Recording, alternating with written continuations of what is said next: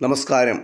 ഇന്ന് പരിചയപ്പെടുത്തുന്നത് ലോകത്തിലെ ഒരു ചെറിയ രാജ്യമായ മൊണാക്കോ എന്ന രാജ്യമാണ്.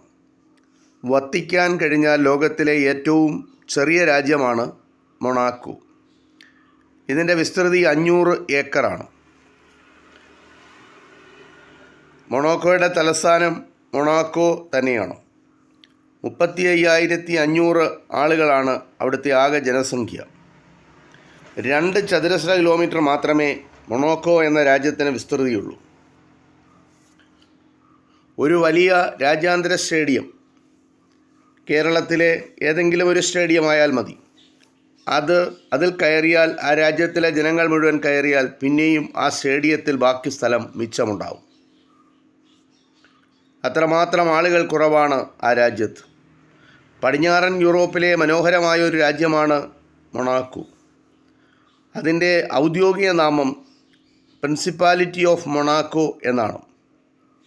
3 വശവും ഫ്രാൻസ് എന്ന രാജ്യവും ഒരു വശത്ത് മെഡിറ്ററേനിയൻ കടലുമാണ് ഈ രാജ്യത്തിൻ്റെ അതിരുകളായുള്ളത്. 1911 മുതൽ ഭരണഘടനയെ അടിസ്ഥാനമാക്കിയുള്ള രാജഭരണം നിലവിലുള്ള മൊണാക്കോയുടെ ഭരണാധികാരം ഗ്രിമാൽഡി കുടുംബത്തിനാണ്. ആൽബർട്ട് 2 രാജകുമാരനാണ് അവിടുത്തെ ഇപ്പോഴത്തെ ഭരണാധികാരി. സ്വതന്ത്ര രാജ്യമാണ്.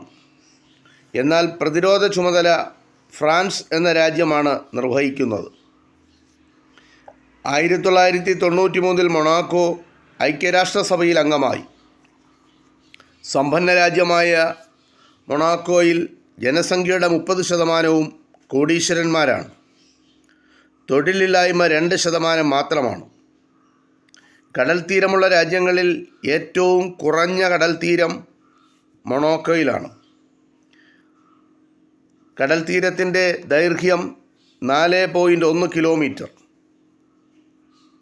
മൊണാക്കോ ഗ്രാൻഡ് പ്രീ കാറോട്ട മത്സരം